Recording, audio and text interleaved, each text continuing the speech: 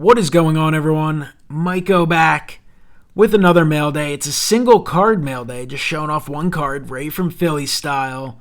But it's a pretty awesome card. It's something I'm super excited to have added to the collection. As you can see, it's an 1895 Mailday Cut Plug N300 George Haddock. George Haddock was not very good. He was a pitcher who bounced around quite a bit.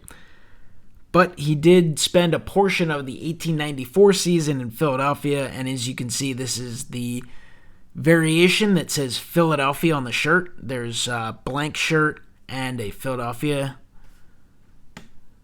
shirt, and this is awesome. I mean, it is a great-looking card. It looks super cool, historical pre-war card. It's the type of stuff that I get really excited about in the hobby now. I mean, I love the ultra-modern stuff, and I like all the new products, and I enjoy collecting all that. And, of course, I enjoy collecting the stuff from my childhood, but these cards that you only see once or twice per year or maybe once every couple years have just been things that I've gotten really excited about adding to my Phillies collection. That's really my strongest focus. I'm not as focused of a collector as I could be, maybe should be, or maybe even would like to be, because I do love the ultra-modern stuff, the vintage, the Hall of Famers. I really enjoy all of it. But collecting the Phillies, the Philadelphia Phillies players, is definitely become my number one focus, and I do all eras for that. And the pre-war stuff has just become... well, it's always been difficult to find, but it feels like it's become increasingly more difficult in a way. I mean, of course, there's auctions and auction houses and such, which helps, but you just don't see a lot of it. So when you see something you need that you want, you have to find a way to jump onto it. But this is an SGC 30, a good 2, obviously the old flip, which I'll just keep in here. I can always...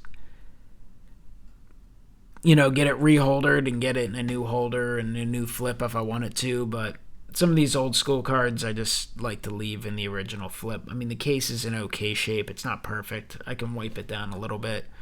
But this is just a cool looking card, and I love the old images, and it's just amazing to think. These are blank backs. It's just amazing to think how old this card is. I mean, you're talking about a card that is... 130 years old or so. It's amazing that any survived. This one's rare. There's not a ton out there, but it's not...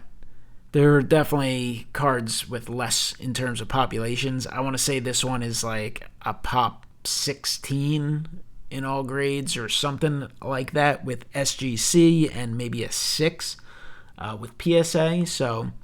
there's a couple dozen at least in those two companies' holders.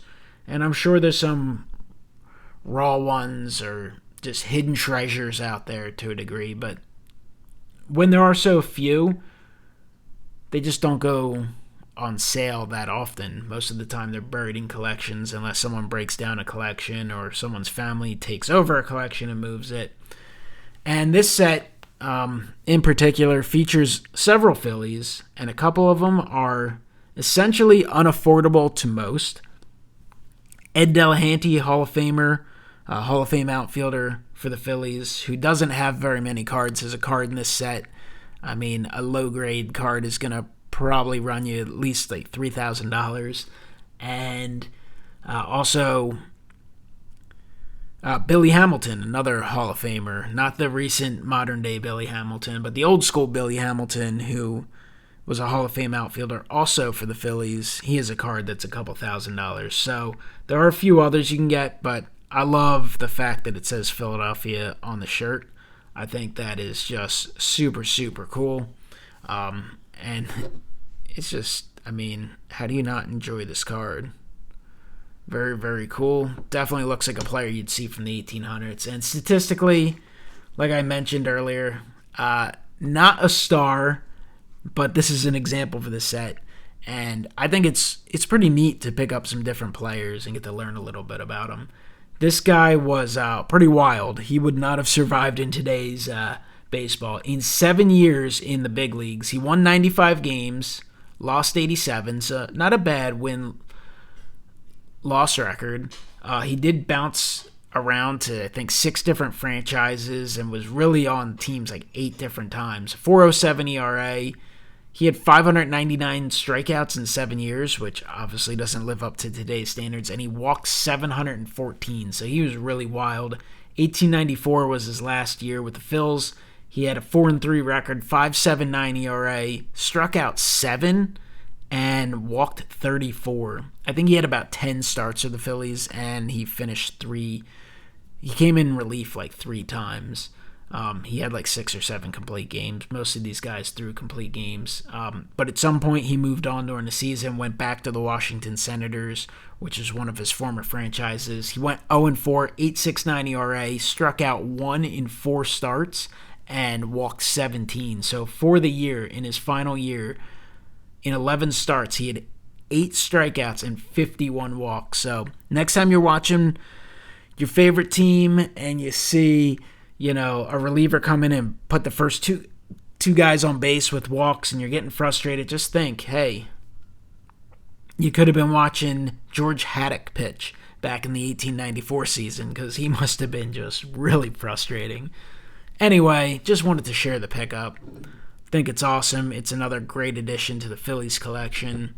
Hopefully, one of these days, as I continue to add to it, I'll be able to do another collection video, which I have done in the past, but would like to do again. Maybe even just show off one example from a bunch of different years, something like that. But appreciate you watching. Comment below. Let me know what you think of the pickup, and I will talk to you next time.